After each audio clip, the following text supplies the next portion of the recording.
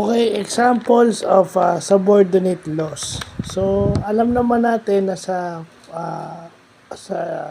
uri o itsura ng ating gobyerno, ang legislation ay nakapatong lang sa ating House of Representative at Senate.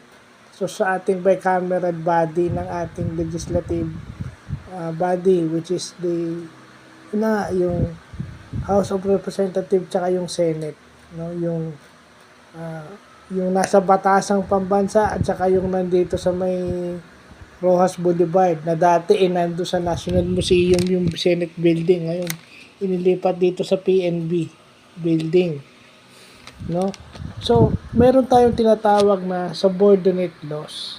Okay, yung subordinate laws is certain rules or certain standard na sinusunod para ma-implement yung laws na yan,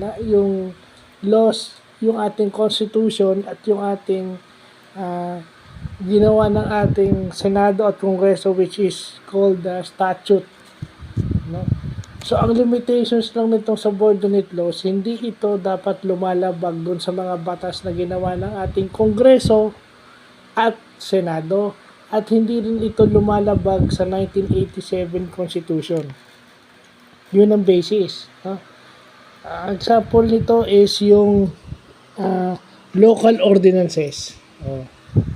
So, yung mga ini-implement ng ating LGUs, yung mga batas na ipinapatupad ng ating mga LGUs na para sa ikabubuti ng kanilang nasasakupan, ayan. Subordinate laws yan. Yan sumusunod doon sa batas ng ating Senado at Kongreso. Yun ang basis niyan. Sumusunod sila dyan. Okay? Yung government agencies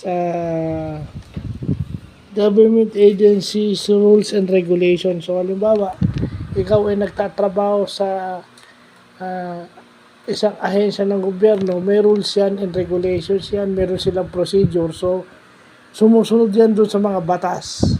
Diba? Example niyan yung dress code. O dress code ng mga ganitong taga-government agency, kailangan yun. Example lang yan. Bylaws. Okay? Yung bylaws, ito, lagi tayo nakakita nito, yung sa HOA, sa Homeowners Association, may bylaws. So, yung bylaws na yan, sumusunod yan doon sa Magna Carta for Homeowners Association. Okay? Kaya pala, yung Homeowners Association naka-base sa Magna Carta for Homeowners Association.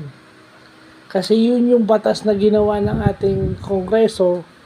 At yung subordinate nun is yung bylaws. O naiintindihan ko na ngayon kung bakit napasok to sa bylaws. Nakakita agad ako ng example. So yun yung mga example na dapat nalalaman natin. So maraming salamat kay Michael Gonzalez na pinakita sa akin yung kopya.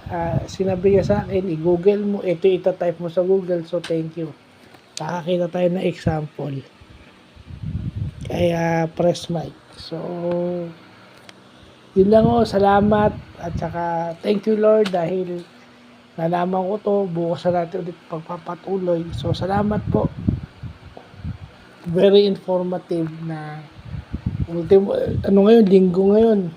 Dapat linggo walang tigil, no? For as long na may tayo, yung pang may na-vlog tayo, nililid tayo dun sa susunod. So, tuloy-tuloy yung ating learning. So, yun lang po.